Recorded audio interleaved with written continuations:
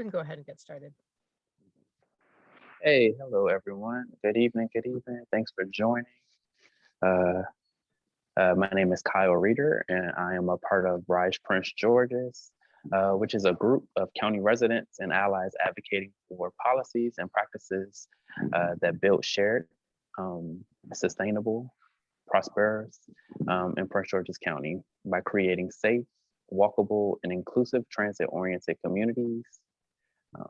Rise Prince George's is in a collaboration with the Coalition for Smarter Growth, SCG, if you guys know, and it's a critical step to building a walkable transit-oriented community is to design the streets plus walking and biking facilities to support this vision. This evening, we are grateful to have the opportunity to discuss all of this with a seasoned transportation engineer, Randy Dittberner, who has worked with Fairfax County and knows a lot about big suburban roads. He'll help us understand why roads are designed the way they are and how they can change. We'll hear a presentation by Randy, followed up with plenty of time for questions and answers. I did want to take a moment to recognize, I can't see who's in the room, Cheryl, but are there any elected officials that have joined us this evening? I don't think so. And if not, maybe is it worth it to do a quick introduction with everybody who is here? Just to acknowledge our county residents that have took some time to join us this evening, or stakeholders. Let me jump on the unmute. It's a little bit. There we go. Okay, hold on, everybody. I'm going to unmute you. Okay, there we go. Okay, now everybody is allowed to be unmuted. So you can. Okay, cool. So what we'll do real quick is just go around and get, because part of advocacy is knowing who's in your advocacy network. And obviously you guys care enough about Prince George's County and the vision of Prince George's County that you all have joined us this evening. So let's get to, Cheryl, did you want to call some names? I can't really see the list. Sure. Elena, you want to say hello? And maybe say where you live?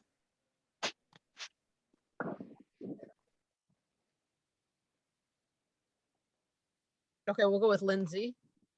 Lindsay is on camera. Oh, Elena can't unmute. I punished her. Hi. There we go. I was like, I don't know how else to communicate. So hi everyone. My name is Elena. I live in College Park in the northern part by Greenbelt Metro Station. I've lived in College Park in Prince George's County for a little over a year. I live here with my husband, who's also listening in, and our two cats, and really dedicated and interested in exactly what Rise Prince George's does, is building a more walkable and transit oriented communities. So yeah, that's why I'm here tonight. Awesome. Thanks for joining us this evening. I'm looking forward to a vibrant discussion. Thanks. All right, Cheryl, you want to call someone up?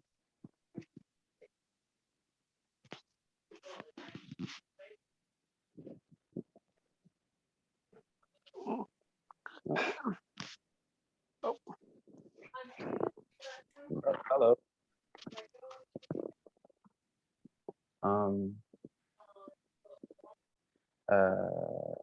Cheryl, or did you want to call someone else, or? Hi, sorry, I got kicked off.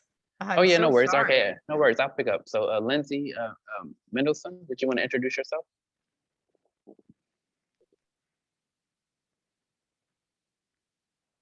Oh, she's still. Lindsay, I'm so sorry. I unmuted you. Oh, thank you. No problem. Hello, Lindsay Mendelson, she, her pronouns, transportation representative with the Maryland Sierra Club, and I live in Hyattsville in the Arts District area, and just really grateful to learn more from all of you experts, and also really excited. I saw a post in the Wire today that they're starting construction on the trolley trail the southern portion of it, and also that they're going to be taking out a lane of cars because of that. So it's like both things that are even better. So just wanted to share some of my excitement from today. So Absolutely. And we share that excitement with you as well. And thanks for joining us, Lindsay. All right. Cheryl, did you want to call someone else? DW? Hi, I'm DW Rollins, she, her pronouns. I'm a lifelong Prince Georgian, currently living in Southern College Park. And I've been writing about transportation and planning issues in the county and the region for Greater Washington and DC Policy Center for half a decade or more now. I think more than half a decade now. I'm also a human geographer at the Brookings Institution doing urban policy research. Hey, thanks, DW, for joining us. And I love your articles. I always find myself scrolling and your name popping up of some of the amazing work coverage that you're doing in Prince George's County. So just thanks for joining us this evening. Thanks. I hope I'll manage to write more soon. It's been a little while, unfortunately. Hey, you get it's a season for everything. So on next. Fatima?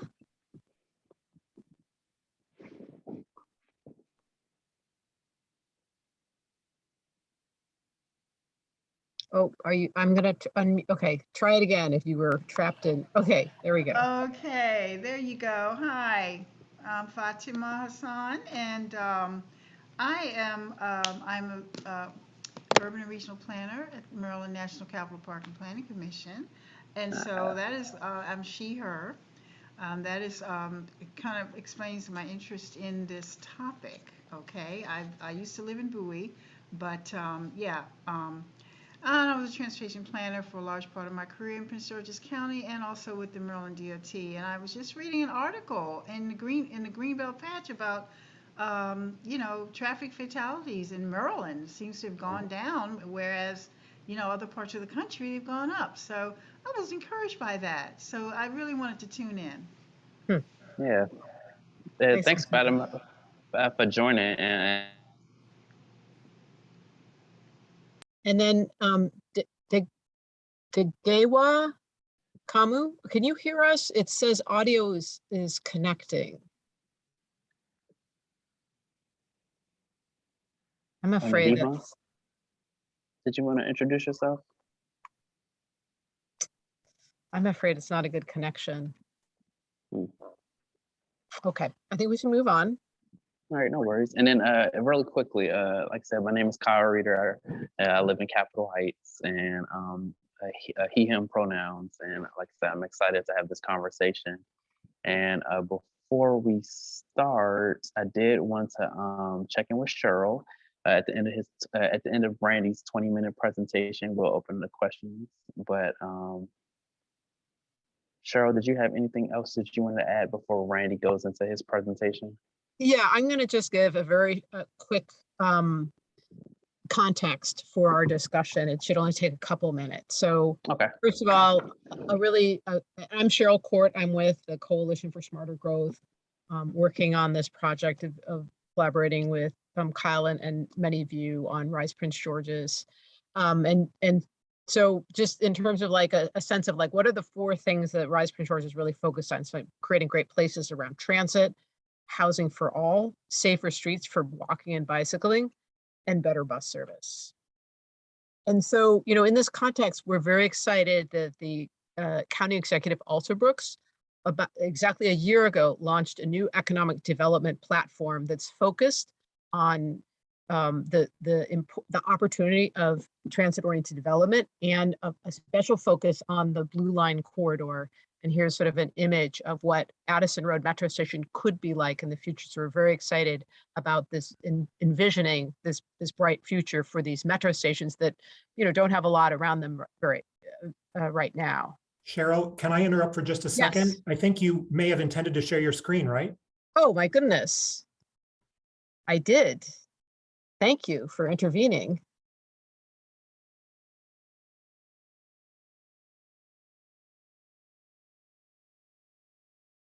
Okay, sorry.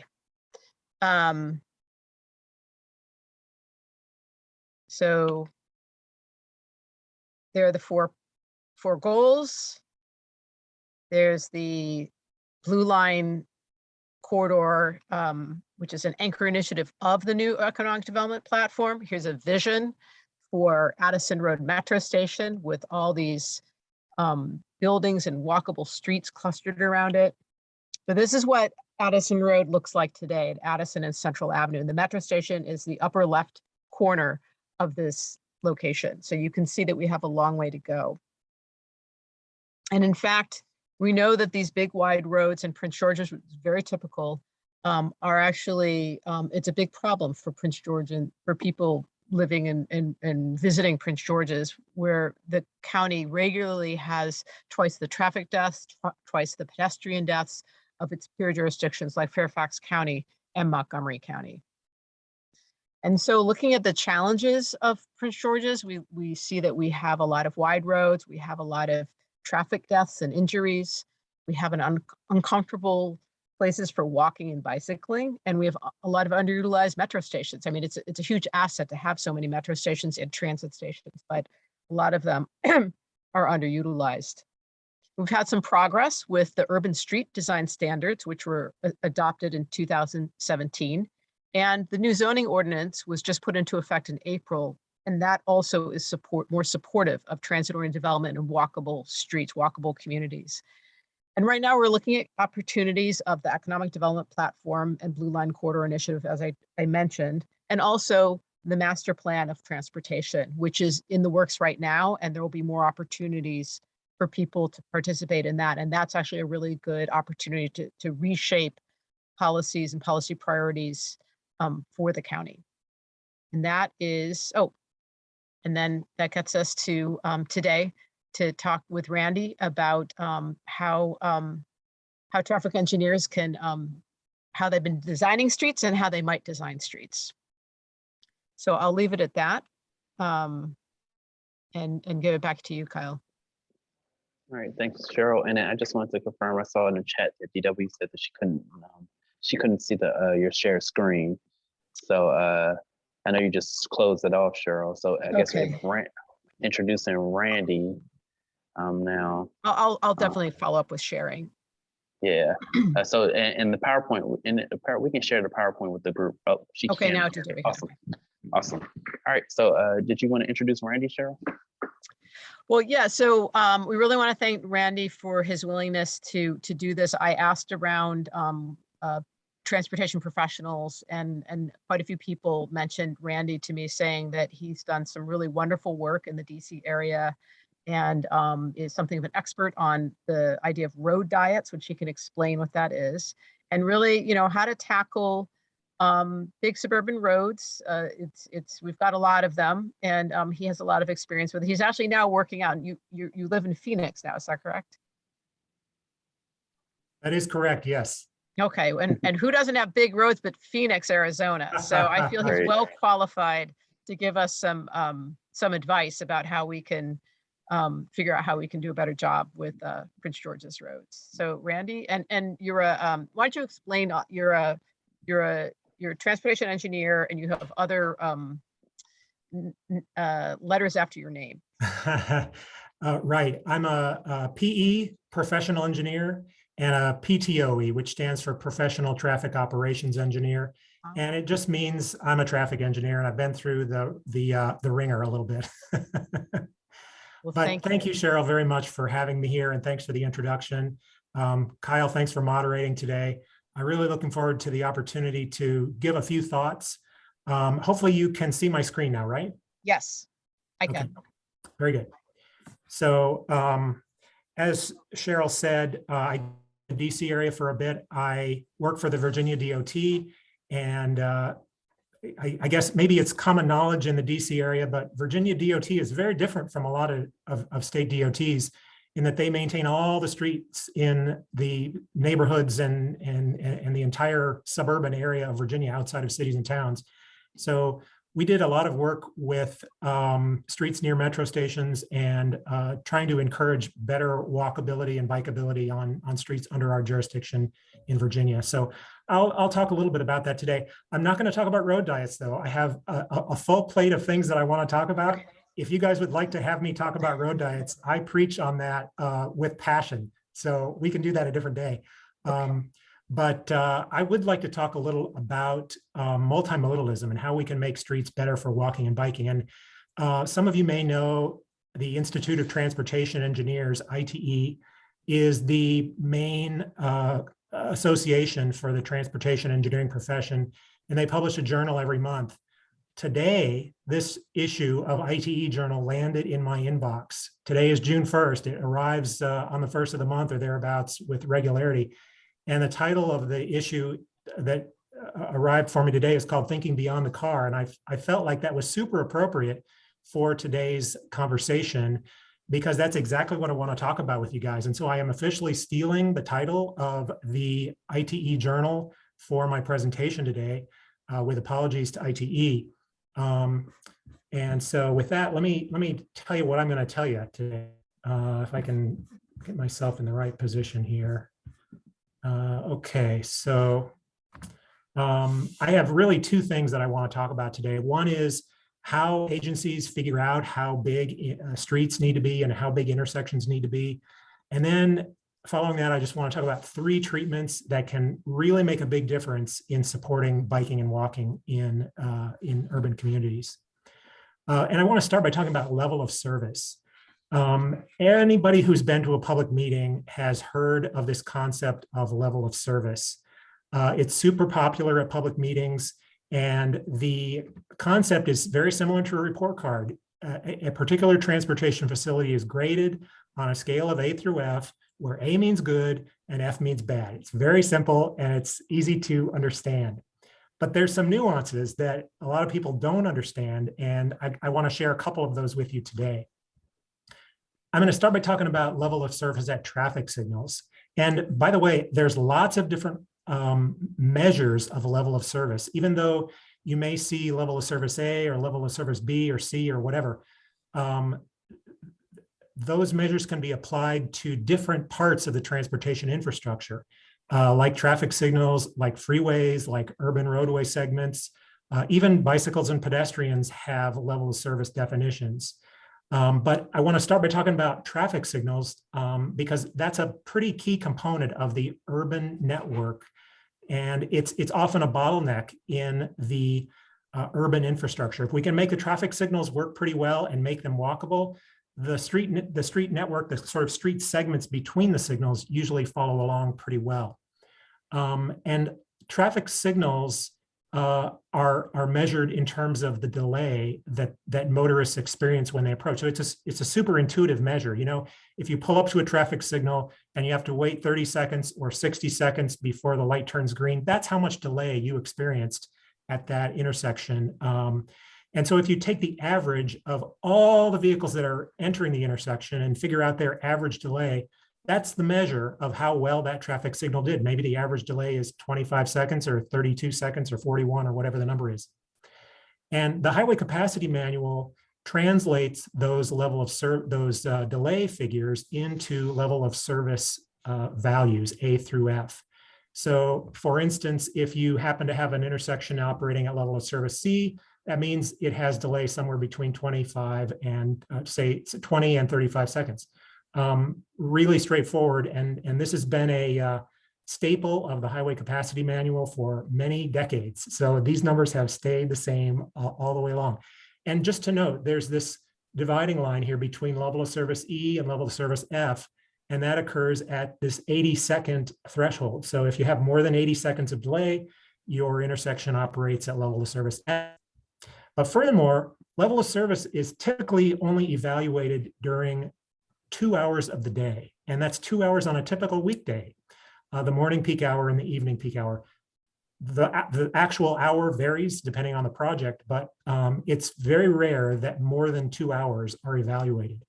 So if a transportation professional comes up to you and says, well, this intersection operates at level service F, what they really mean is it operates at level of service F during one of those 2 peak hours, or maybe during both of the peak hours. But we don't know how it operates during the other 22 hours of the day or any of the times on weekends, because those hours seldom get evaluated. So I mentioned that there were several different types of transportation facilities that can have this level of service scale applied. And traffic signals are unique in that they have this delay threshold at 80 seconds. No other device has a threshold like that. And so if you go to a public meeting and you look at a display board and it says that a particular freeway segment, for instance, level of service, what that means is the freeway segment is failing. And by failing, what I mean is there's more cars that show up that want to use that freeway than there is capacity, space on the freeway for those vehicles to operate. So there's going to be a long queue of cars, and anybody who's driven in DC knows what it's like to have a congested freeway. It means there's more cars than fit on the freeway, and so that's a failure.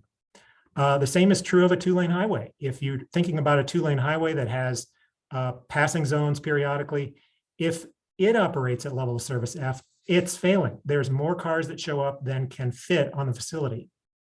But then let's contrast that with a traffic signal. If a traffic signal has level of service F, and if you go to a public meeting and someone tells you, oh, this traffic signal is failing because it has a level of service F, that's wrong.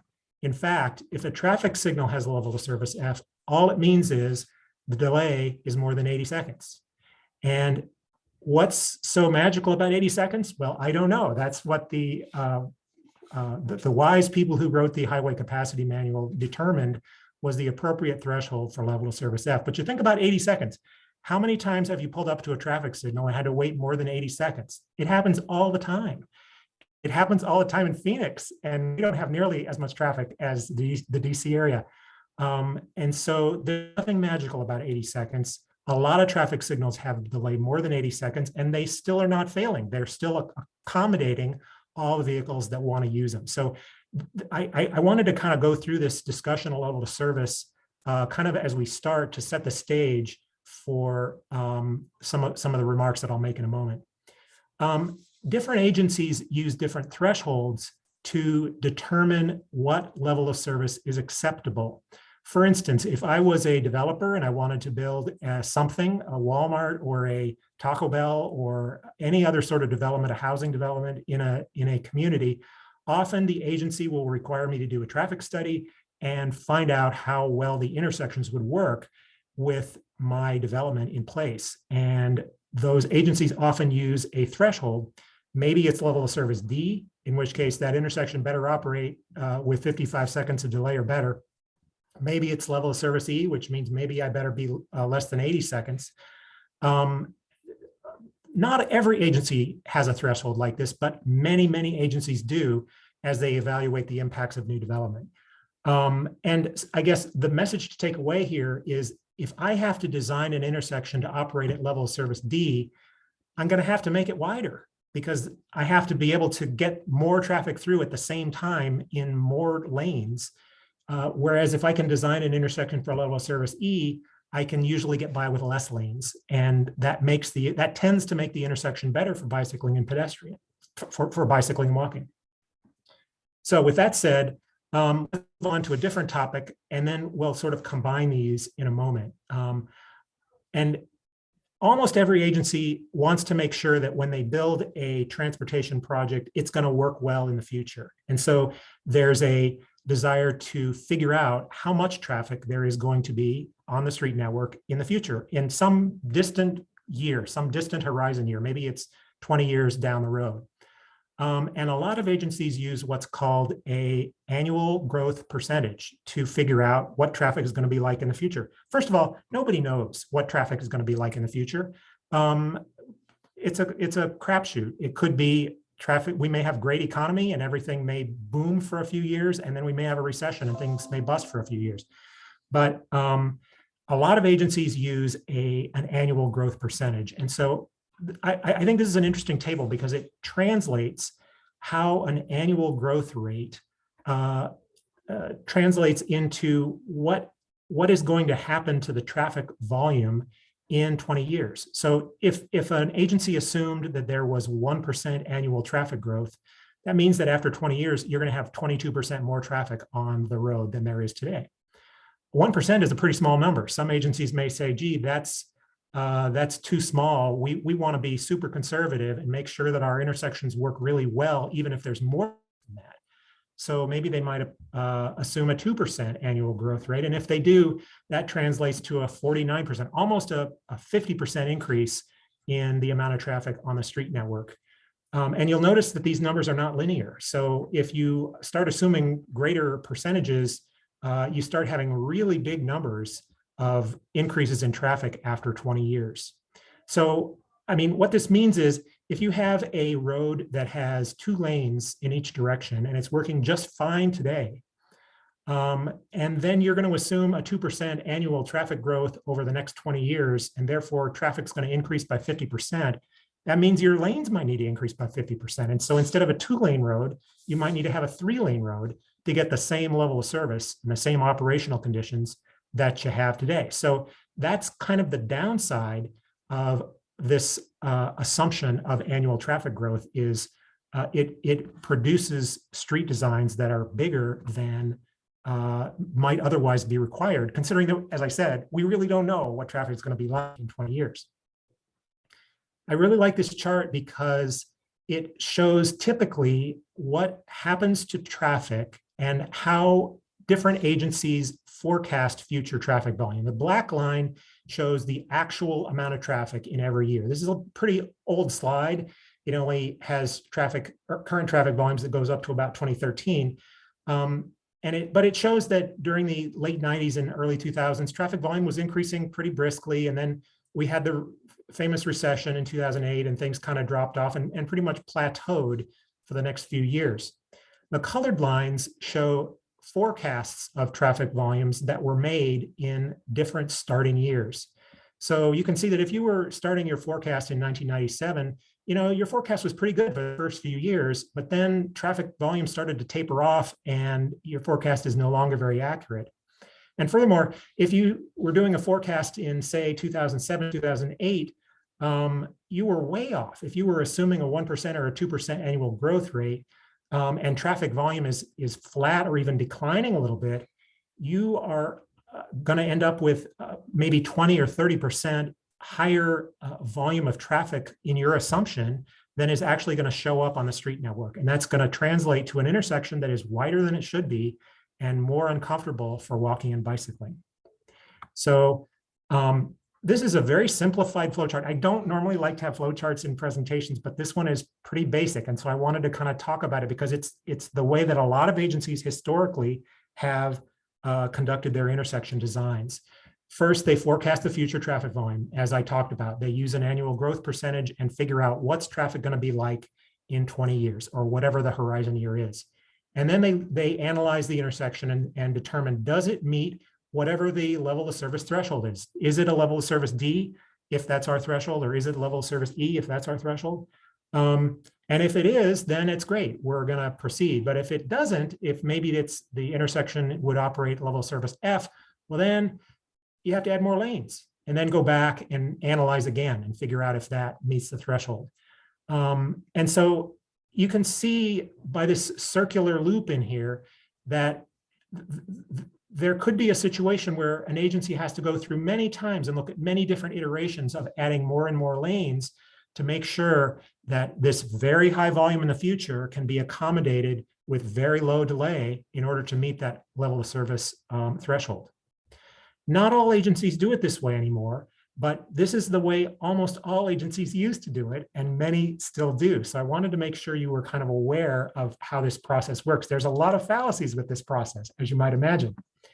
So I want to talk about a couple of different ways that this process can work and is working in some of the more progressive agencies that we're seeing around the country. And one is, let's take a look and reconsider the use of a level of service at traffic signals. It's really not a very good threshold to determine how well an intersection is operating. Again, it's just, if you go from 79 seconds to 81 seconds, no driver is going to know the difference between that very minor increase in delay. And yet that changes the level of service from E to F. And that could mean that an intersection is no longer acceptable to an agency.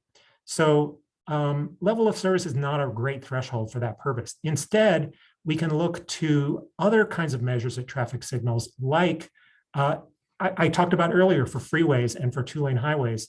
Are there more cars showing up than can fit on the road? That is the volume on the road greater than the capacity of the intersection? That's a better threshold to determine whether the intersection actually works operationally as a traffic signal. And then I think, you know, the whole point of this level of service threshold is to figure out how the intersection is able to process vehicles. There's no consideration for any other modes, but some of the more progressive agencies are now introducing additional thresholds to focus specifically on how intersections handle bicycling and pedestrian. For instance, when I was in DC, I worked on a project with Arlington County, and they established this maximum crossing distance. And they said, we're not going to have any crossings in this street that are more than 60 feet. And if there is a crossing that's more than 60 feet, we need to put in some sort of a refuge or a median or something to make it more comfortable for pedestrians crossing. That might not be the right threshold for every agency, and 60 feet might not be the right number for every agency, but I really liked the fact that Arlington was introducing a threshold that was measuring something other than just how quickly cars can make it through the intersection.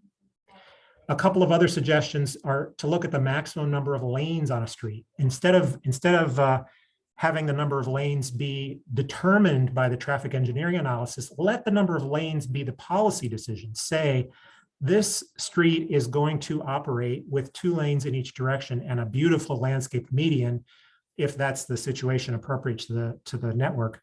And we're going to figure out how to make that work with changes to the design and changes to the intersection operations and changes to other parts of the street network to make that all work together. Because if you haven't figured it out by now, the number of lanes on a street is a real difficult barrier for pedestrians to cross. And I heard several of you mention that during your introductions, that you're cheering the reduction of number of lanes, and I'm cheering too. But we're hoping to do that cheering, you know, on the beginning side, rather than waiting for lanes to be built and then have to take them out again. Another dot point here is looking at the maximum number of turn lanes that an agency might be willing to tolerate.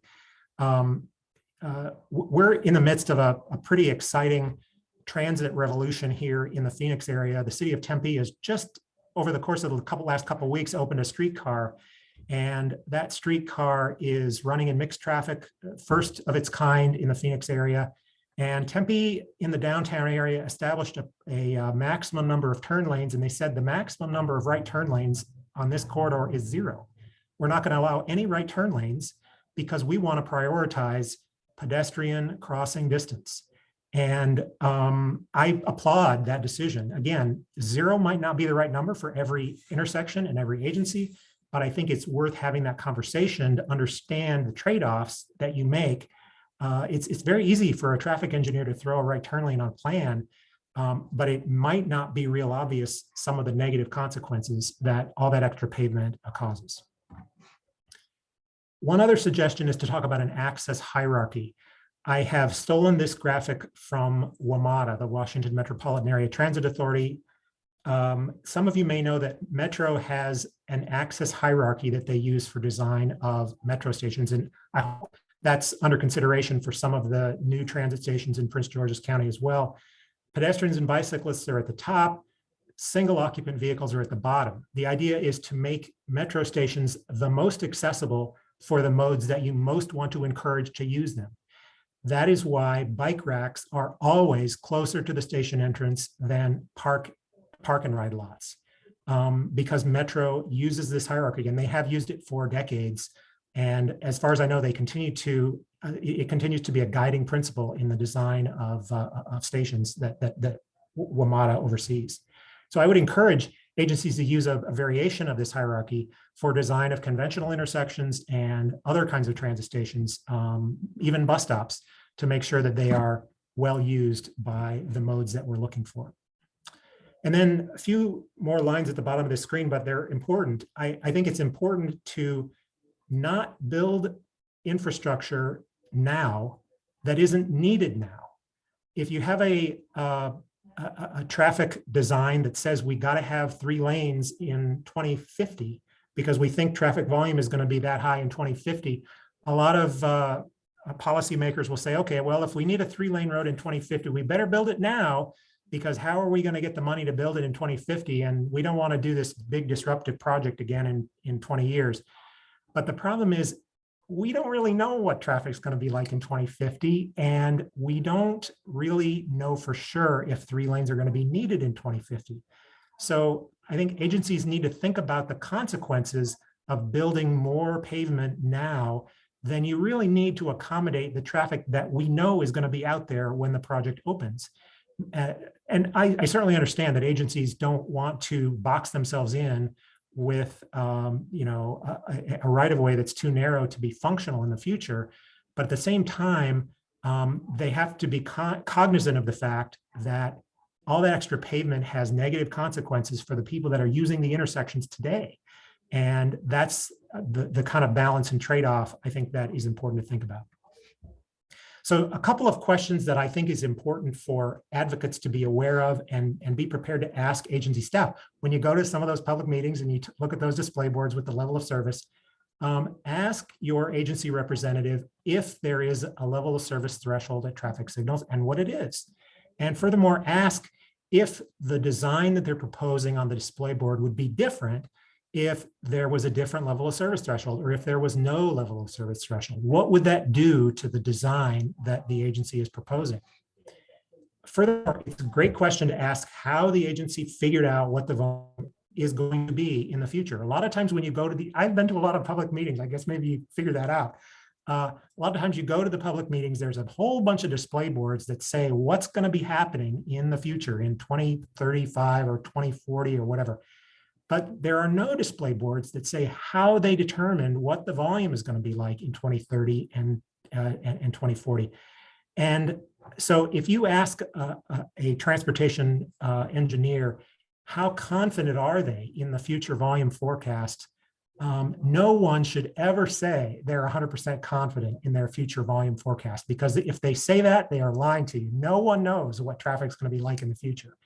So I think that's a great question to think about. And then furthermore, what would happen to the design that's on the display board if a different traffic volume forecast were used in future years?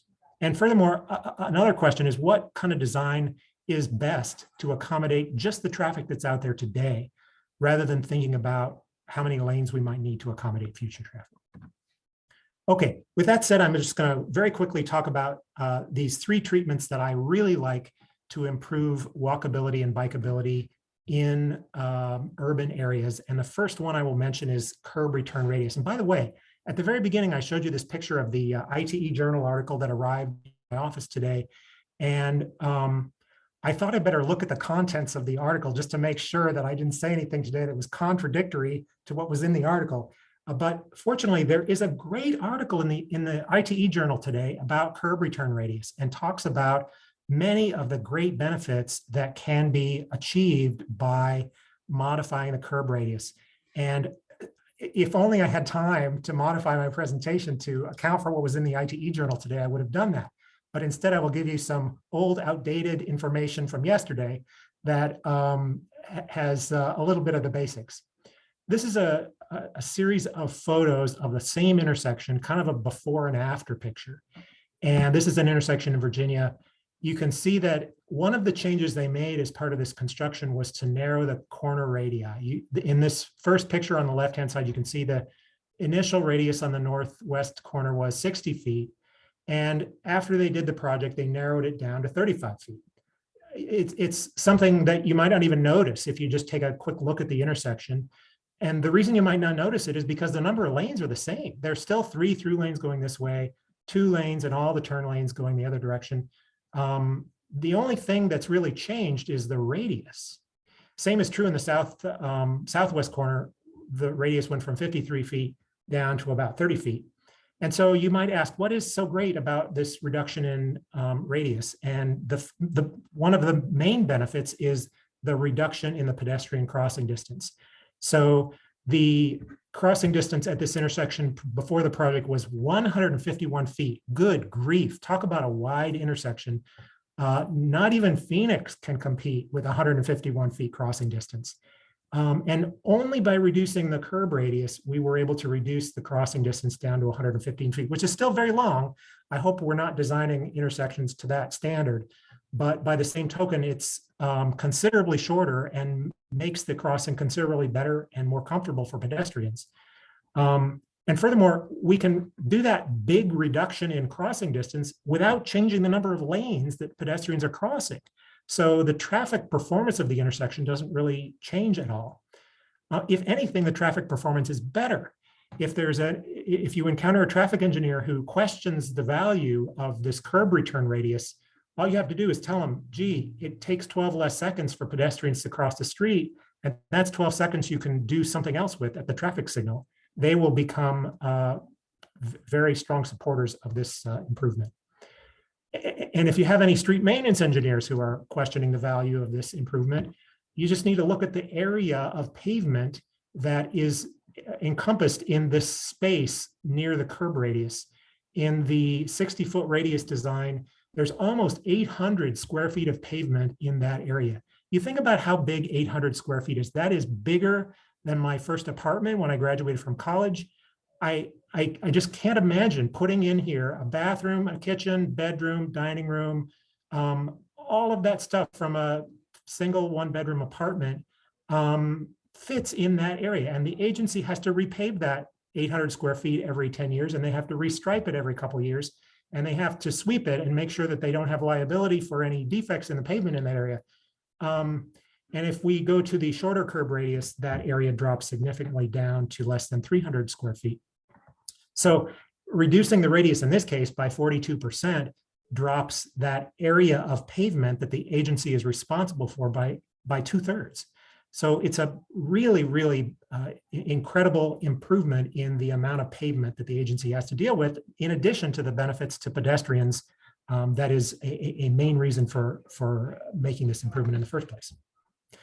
And so a lot of the objections that we hear about curb radius are from people who say, well, we have to make sure we have enough turning radius for big vehicles. And you absolutely do.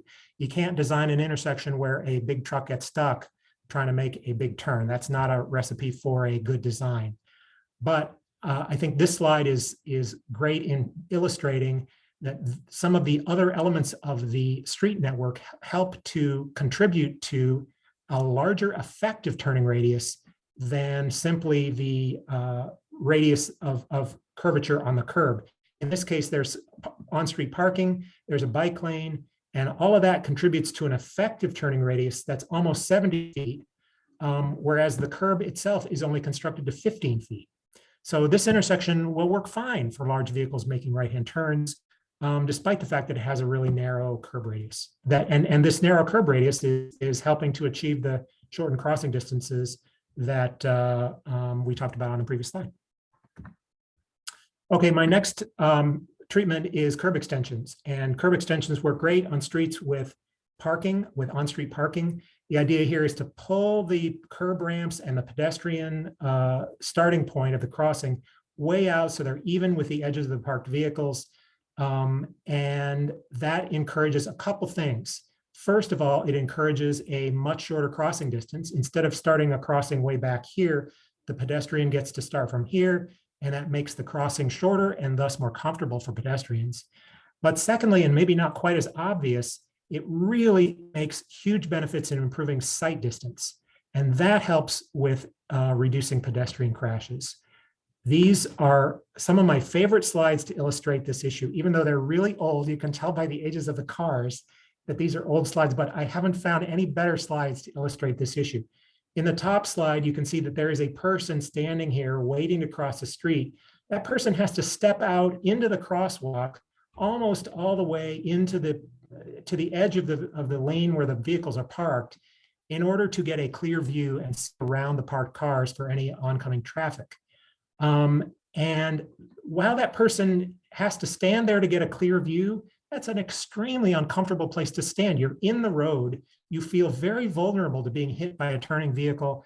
It's wholly uncomfortable to stand in that spot. And so many pedestrians won't stand there. They'll try to make their judgments from standing in what they believe is a safer place back on the curb. In the bottom picture with curb extensions, you can see the nose of the curb extension just sticking out here from beyond the parked cars.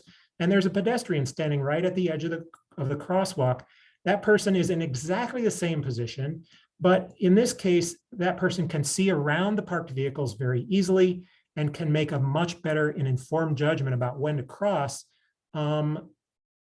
while doing so from the safe refuge of the curb rather than standing in the middle of the street, as was the person in the top picture. A lot of agencies are beginning to incorporate curb extensions into their standards. This is a picture from Arlington County's standards. And this is, Arlington has been incorporating curb extensions for well over a decade. You can see that they are showing actually the curb radii on this diagram as well, looking for a 25-foot curb radius. And they're designating where parking is permitted and prohibited, incorporating clear cartway widths in this drawing too. So there's lots of opportunities to standardize and institutionalize this concept of curb extensions in intersections. The third one I want to mention, I think I'm probably over my 20 minutes, but I promise I'm just about finished, is looking at multiple turn lanes.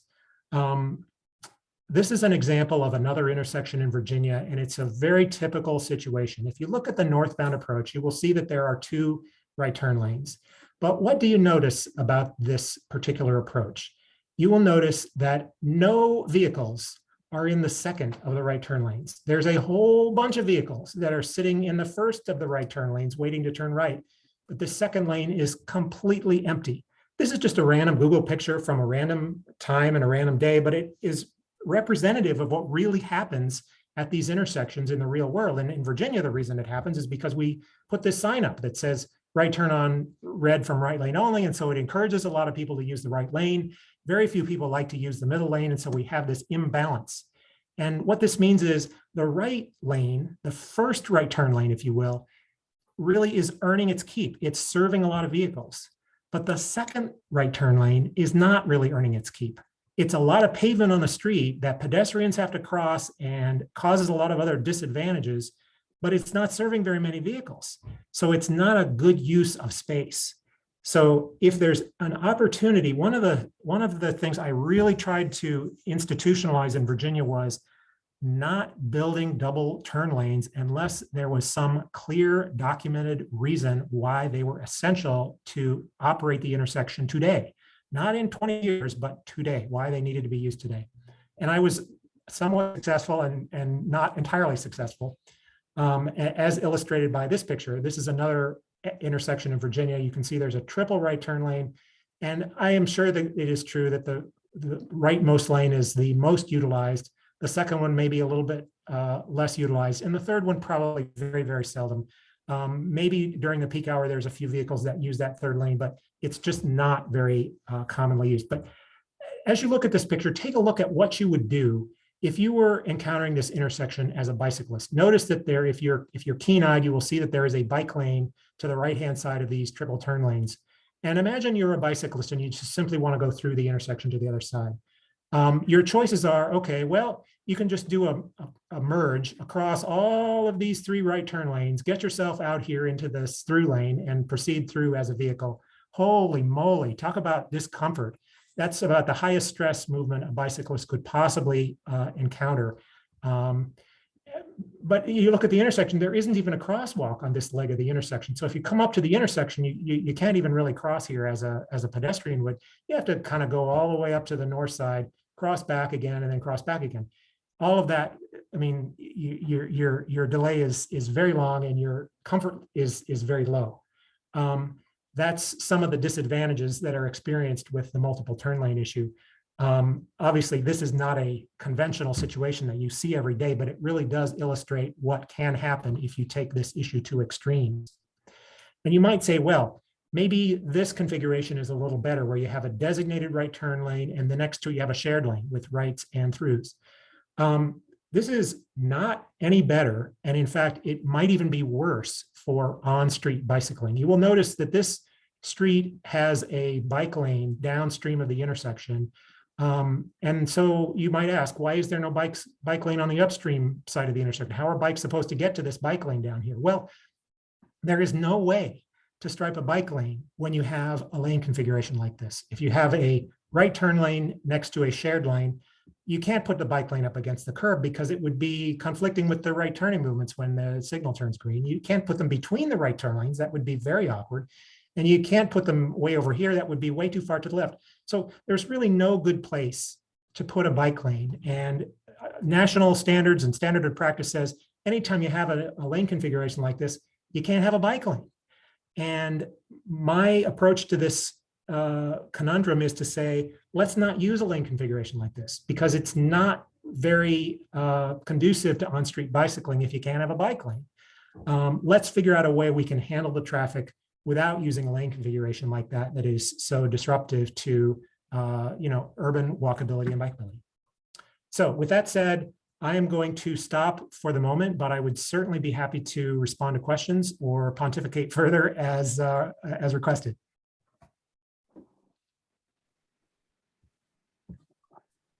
Were there any questions from the group? And one, just thanks, Randy, for really good information. But I did see something in the chat, I believe.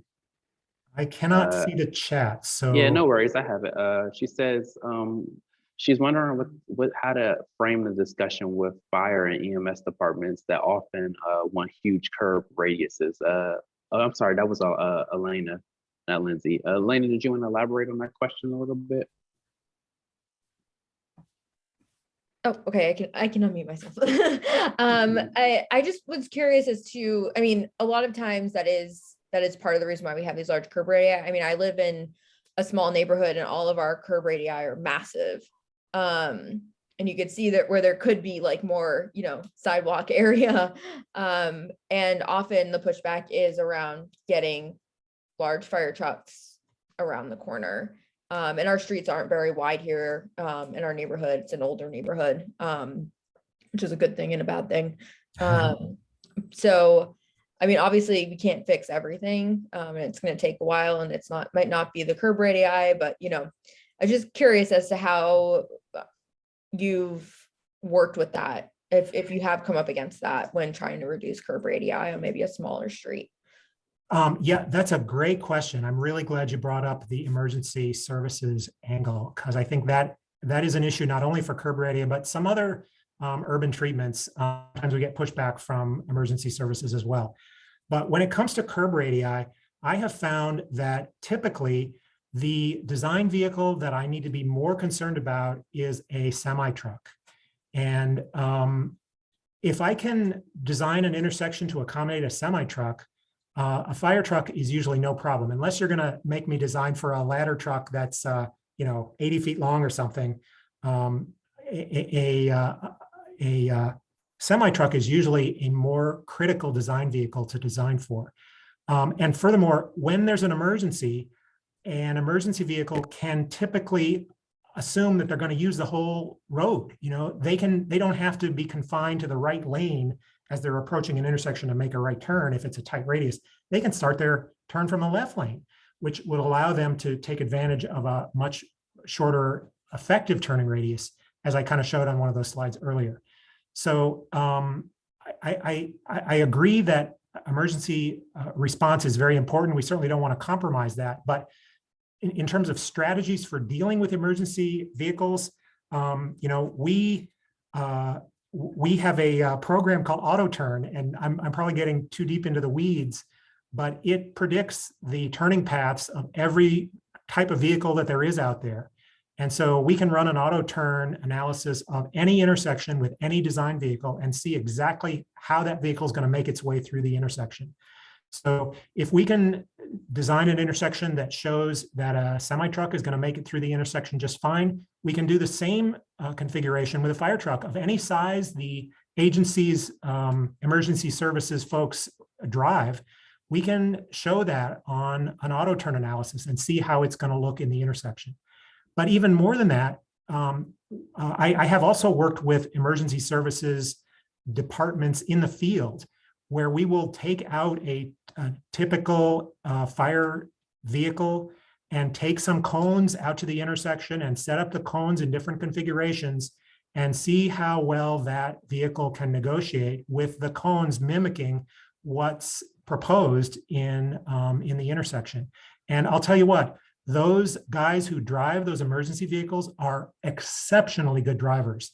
And they will be very happy to take the challenge of driving a course with cones to see how well they can get through an intersection in a smaller design. So I guess I would encourage a really deep conversation with emergency services staff to make sure that everybody's on the same page in terms of what the needs are, so that you can figure out a good design to accommodate it.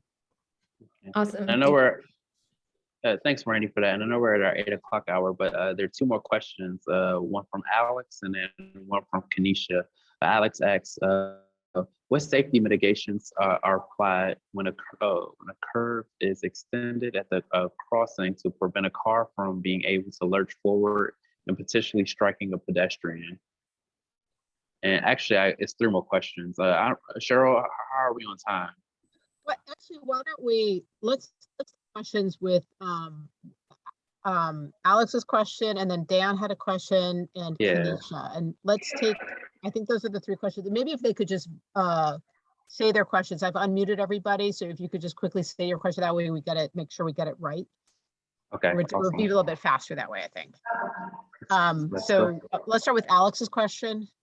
Alex, do you want to restate Yes, that maybe? yes. Good evening. Thank you for this wonderful presentation. And it gives a great chance to kind of learn more about how this is done. So I guess my question was, in looking at what Randy presented in terms of those curb extensions, and he showed the car parked at the intersection, how do we prevent maybe like a car that maybe is a dead stop, maybe for some reason is out of gear or it just lurches forward? How do we prevent that car that's parked right there from maybe, like I said, potentially hitting a pedestrian who's waiting at that extended curb? Because again, they are sort of in the line of a parked car, right? I know it seems like a very strange situation, but is there any kind of mitigation that's in place that will prevent a car from hitting a pedestrian? Is the curb raised? What kind of mitigation could be used there? And I'll take my answer off there. Thank you. Very good. Alex, thank you for the question. Good question. The curb is raised, and so an agency could design that curb to whatever is appropriate. They're typically, the standard 4 to 6 inch raised curbs. A vehicle can mount a 4 to 6 inch vertical curb, so that curb itself is not a solid barrier that is impermeable. And so there is no ultimate safety. If a pedestrian is standing on a sidewalk anywhere, there's a chance that a vehicle could, overtop the curb and hit them.